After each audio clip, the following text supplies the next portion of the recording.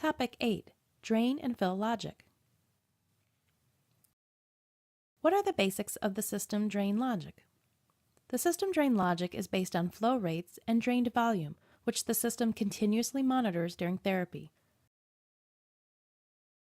The system uses standard estimated flow rates to calculate approximately how long the patient fills, drains, and dwells based on the programmed therapy.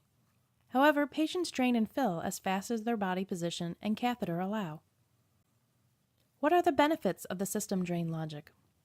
The system can determine the end of the drain phase based on the patient's flow rate and the volume of solution drained.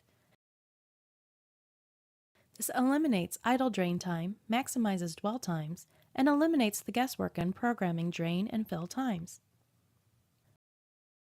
How does the system know when the patient is finished draining? When the patient stops draining, the cycler pushes a small volume of solution back into the patient line, called a pushback, to see if the line is open.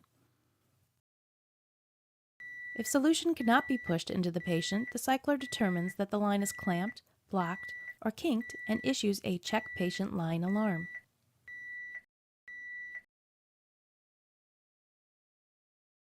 If solution can be pushed to the patient, the cycler determines that the line is open.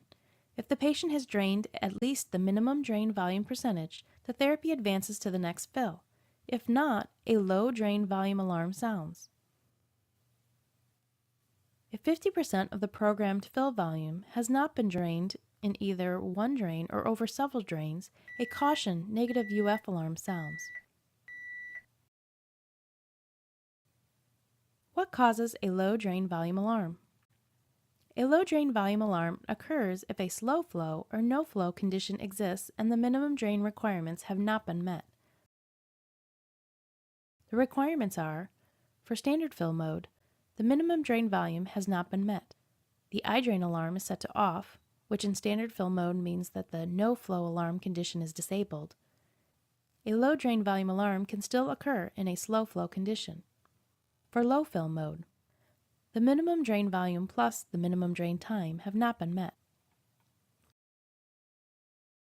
Low drain volume alarms often occur when the solution cannot reach the catheter in the peritoneum. If the patient changes position or sits up, this may help drain the remaining fluid.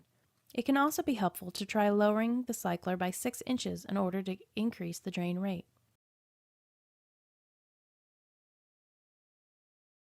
For a more detailed explanation of troubleshooting a low drain volume alarm, refer to the Troubleshooting an Alarm section of this DVD or the Patient at Home Guide. When a low drain volume condition exists, how often does the alarm occur? Depending on the condition and the therapy mode, the alarm occurs at different intervals. If a no-flow condition exists, a 3-beep auto-restart alarm occurs after 5 minutes for standard fill mode or after 3 minutes for low fill mode. A 6-beep auto-restart alarm occurs after 5 additional minutes of a no-flow condition. A continuous beep manual restart alarm occurs after another 5 minutes of no flow. The timer resets anytime normal flow is achieved. If a slow flow condition exists, a 3-beep auto-restart alarm occurs after 10 minutes for standard fill mode or after 2 minutes for low fill mode. A 6-beep auto-restart alarm occurs after 5 additional minutes of a slow flow condition. A continuous beep manual restart alarm occurs after another 5 minutes of slow flow. The timer resets any time normal flow is achieved.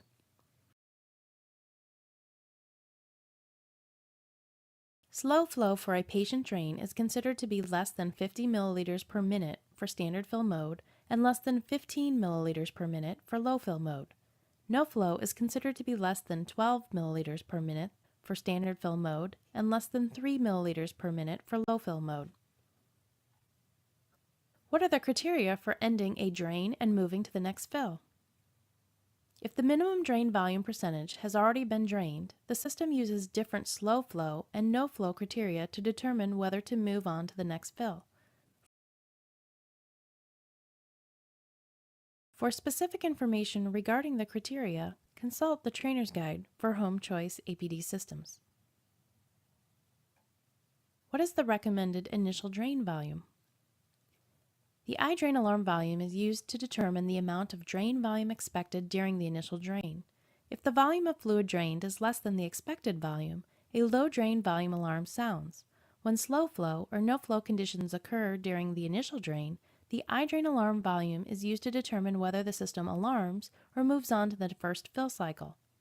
Setting the iDrain alarm volume too high can result in an increased number of low drain volume alarms, while setting it too low or off can result in an incomplete initial drain followed by a full fill, which can cause an IIPV situation. Tables in the Patient at Home Guide can be used to determine the recommended starting point for setting the initial drain alarm based on the last fill solution and the last fill dwell time, and to determine the initial drain alarm volume based on that starting point. When does the system deliver a full versus a partial fill? The system determines whether to deliver a full or partial fill based on the flow condition, the volume of fluid drained from the patient, and whether the system is being used in standard fill mode or low fill mode. The system will deliver a full fill in the following situations.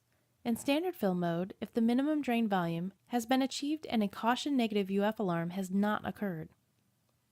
In standard fill mode or in low fill mode, if the minimum drain volume has not been achieved, a caution negative UF alarm has not occurred, but a low drain volume alarm is bypassed. In low fill mode, if the minimum drain volume has been achieved and the minimum drain time has elapsed and a caution negative UF alarm has not occurred. How do I determine maximum fill volumes? The maximum fill volume that can be programmed in the system is based on the patient's dry weight.